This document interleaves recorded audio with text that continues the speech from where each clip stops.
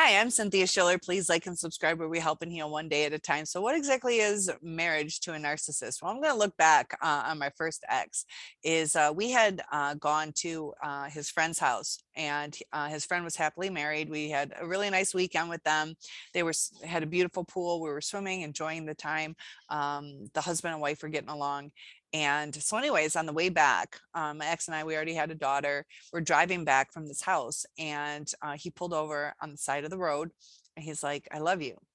And I'm like, "Are you wanting me to drive?" It was kind of weird. All of a sudden, it's just like, "I love you." And so he asked me to marry him. And so, anyways, he had said something that he wanted what these two people had. And that's what I guess stimulated him to ask me to marry him that night. So looking back, what exactly is marriage? We didn't get married. He backed out, got too scared.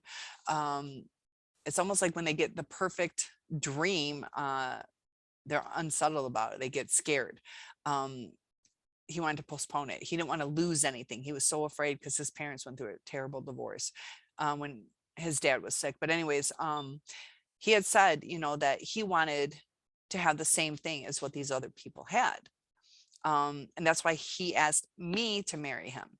It wasn't, he did say, "I love you," but you kind of should say that if you're going to ask a person to marry him. It's kind of like they learn these things.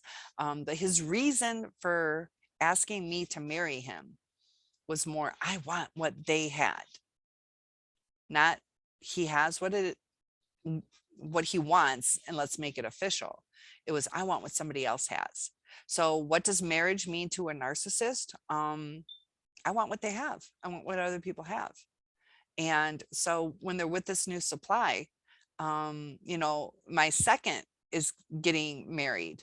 And we were kind of, I didn't know about her for a while and then found out about her, and we were kind of like, what are we doing? And I was in that crazy stage where it's like, can't we work it out, and you're making a mistake, and what are we doing?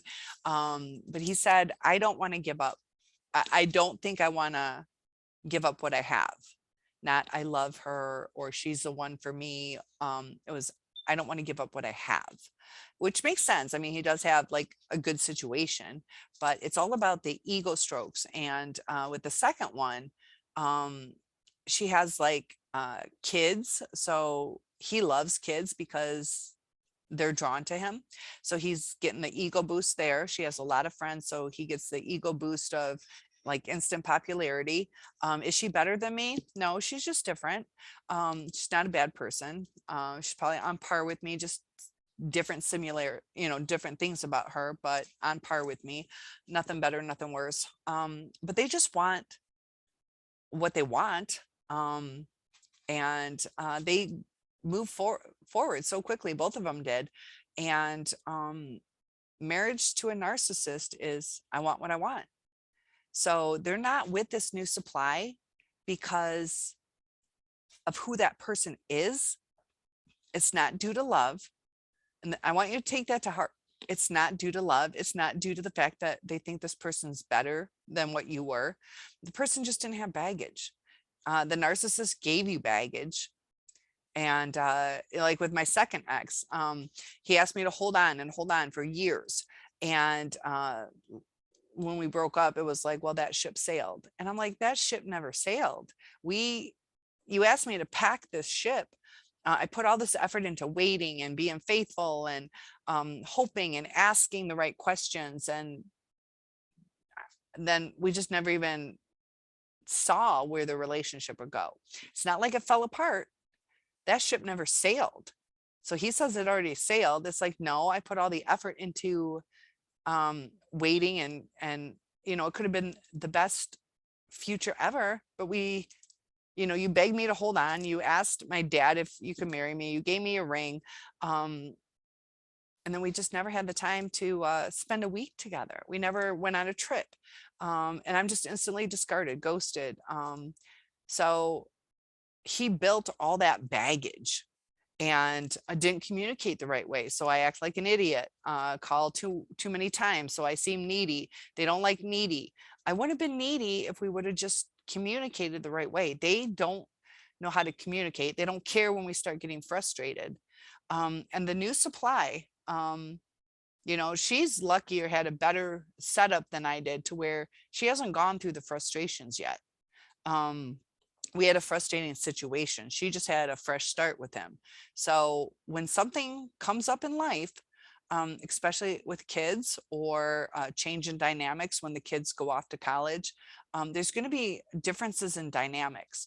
And that's when things are going to fall apart. The narcissist sets up this perfect, you know, family, but then the family ages and moves out and changes the dynamics. And they're like, whoa, that's what was getting me by, is the adoration. Um, or the distraction from the pain that they feel, to where they don't like to be alone. So, oh, you know, we don't have to sit at home and just kind of chill on the couch and read the newspaper, which is dating me, reading Google. But you know, just chilling at home, they can go do, you know, the kids basketball game. So they're meeting people and just in a distraction, keeping themselves busy because they need to do that. So once they start to get older, they're going to settle into life. And as they get older, it's harder on the narcissist. They're going to start to lash out more. But I just thought it was interesting. I just wanted to bring up that point, especially with my first ex, where I wanted what they had, not I love you. And just my second ex, where it was like, you know, I don't don't think I want to give up what I have. And it's really odd how it's in a possessive sounding tone.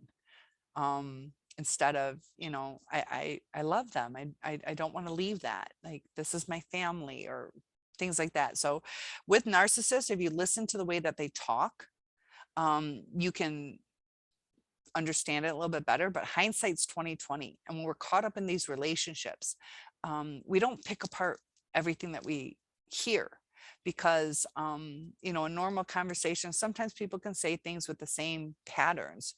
But if you know what's in somebody's heart, if you can see the evil or the kind-hearted people, you can understand what their words mean a little bit more. And just something to be aware of. I just thought it was interesting. So marriage to a narcissist is securing a new supply, just to make sure that they get something similar to what others have, or even something what they see as better than what somebody else has, just to feed their needs, not because they're in love. And my second ex even said, I don't love like other people do. I've never been in love, even though he's getting married. He's been married. And I know he's in therapy. It seems like he's a little bit more self-aware, but they don't change. They don't change what's inside them. They don't have that part in their brain anymore. So what's marriage to a narcissist? Not much. So take care, and I'll see you in the next video. Have a good day.